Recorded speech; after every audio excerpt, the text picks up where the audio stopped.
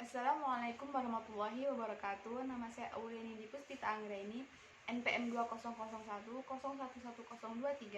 Prodi Pendidikan Agama Islam, Institut Agama Islam Negeri Metro, semester 1 kelas E. Di sini saya akan menjelaskan jurnal mengenai konstruksi sintaksis. Yang pertama, saya akan menjelaskan mengenai pengertian sintaksis.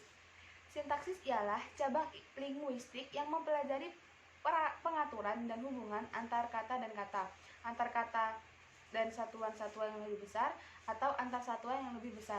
Itu dalam bahasa. Artinya, sintaksis ialah cabang ilmu bahasa yang mempelajari bagaimana pengaturan dan hubungan kata-kata dalam membentuk frasa, klausa, dan kalimat. Ramlan pada tahun 1981 menyatakan bahwa sintaksis ialah cabang ilmu bahasa yang membicarakan seluk-beluk wacana, kalimat, klausa, dan frasa. Untuk memahami definisi sintaksis secara lengkap, perlu dipahami pula pengertian wacana, kalimat, klausa, dan frasa, karena satuan-satuan itulah yang menjadi objek kajiannya. Wacana ialah suatu gramatikal yang berada pada tataran tertinggi dan terlengkap. Wacana biasanya direalisasikan dalam bentuk karangan atau utuh atau paragraf. Kalimat ialah satuan gramatik yang dibatasi oleh adanya jeda panjang yang disertai nada akhir turun dan naik. Klausa ialah satuan gramatik yang terdiri atas predikat baik disertai subjek, objek, pelengkap, dan keterangan ataupun tidak. Frasa ialah suatu satuan bahasa yang terdiri atas dua kata atau lebih yang tidak melampaui batas fungsi. Artinya, frasa selalu terdiri atas dua kata atau lebih. Oleh karena itu, frasa juga dikelompokkan dalam kelompok kata. Kata ialah morfem atau kombinasi morfem yang oleh bahasawan dianggap sebagai satuan terkecil yang dapat diujarkan sebagai bentuk yang bebas.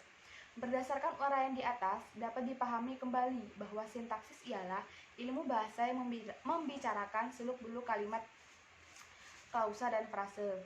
Yang kedua, penggunaan alat sintaksis. Alat sintaksis ialah suatu bahasa atau cara yang digunakan untuk membangun konstruksi sintaksis berupa frasa, klausa, kalimat, dan wacana. Ken Tojo dan Krida Laksana menyebutkan 4 macam alat sintaksis, yaitu urutan, bentuk kata, intonasi, dan kata tugas. Dengan menggunakan urutan, bentuk kata, intonasi, dan kata tugas yang berbeda-beda dapat dibentuk frasa, klausa, dan atau kalimat yang berbeda-beda pula. Yang pertama, urutan. Dalam bahasa, urutan kata dapat berperan sebagai penentu makna gramatikal. Urutan kata yang berbeda menyebabkan satuan itu gramatik atau tidak, terasa nyaman didengar atau tidak, dan mudah dipahami atau tidak. Di samping itu, urutan kata juga berpotensi sebagai bentuk versian kalimat. Yang kedua, intonasi. Intonasi adalah perubahan pola nada yang dihasilkan pembicaraan pada waktu mengucapkan ujaran atau bagian-bagiannya. Intonasi dapat berupa tekanan, nada, atau tempo. Yang selanjutnya, bentuk kata. Dilihat dari bentuknya, dalam bahasa Indonesia terdapat kata dasar dan kata turunan. Contoh kata dasar ialah muat, kata turunnya antara lain dimuat atau memuat. Yang selanjutnya adalah kata sarana atau tugas.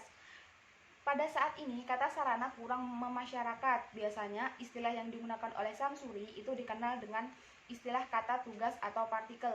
Kata tugas adalah kata yang terutama menyatakan hubungan gramatikal yang tidak dapat dibubuhi afiks dan tidak mengandung makna leksikal, antara lain preposisi, konjungsi, artikula, dan promonimal. Ciri-ciri kata tugas adalah yang pertama, jumlahnya terbatas. Yang kedua, keanggotaannya relatif tertutup. Yang ketiga, biasanya tidak mengandung proses morfologis. Yang keempat, biasanya tidak memiliki makna leksikal tetapi memiliki makna gramatikal. Yang selanjutnya saya akan menjelaskan mengenai konstruksi sintaksis. Konstruksi sintaksis ialah suatu bahasa yang bermakna yang termasuk ke dalam bidang sintaksis yang minimal terdiri atas dua unsur kata. Di depan sudah dikemukakan bahwa sintaksis ialah bidang ilmu bahasa yang membicarakan seluk-beluk wacana, kalimat, klausa, dan frasa. Oleh karena itu, konstruksi sintaksis ialah konstruksi yang mungkin berupa wacana, kalimat, klausa, atau frasa.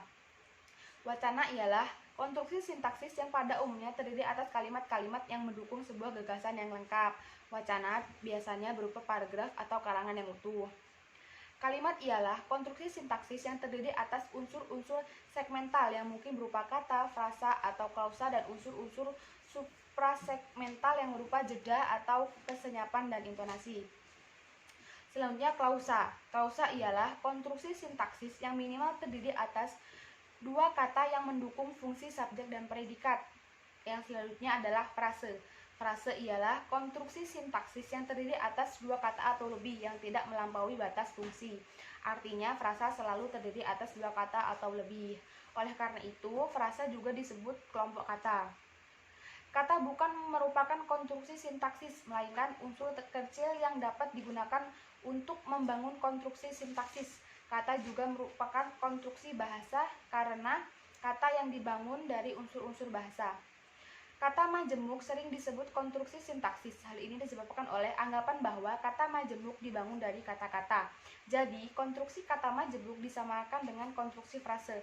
Namun, di sisi lain, ada pula anggapan yang berbeda. Kata majemuk tetap dianggap sebagai konstruksi morfologis karena kata majemuk dibangun dari morfem-morfem. Yang terakhir, objek sintaksis. Objek kajian sintaksis ialah wacana, kalimat, klausa, dan frasa dengan segala permasalahannya, baik mengenai hubungan bentuk maupun hubungan makna unsur-unsurnya. Walaupun setiap wacana, kalimat, klausa, dan frasa itu terdiri atas kata-kata yang merupakan unsurnya, kata bukan merupakan objek kajian sintaksis. Kata merupakan objek kajian morfologi. Di dalam sintaksis, kata diperlakukan sebagai satuan terkecil pembentuk konstruksi frasa, klausa, dan kalimat. Sekian review yang dapat saya sampaikan mengenai jurnal konstruksi sintaksis. Apabila ada kesalahan, saya mohon maaf. Saya akhiri. Wassalamualaikum.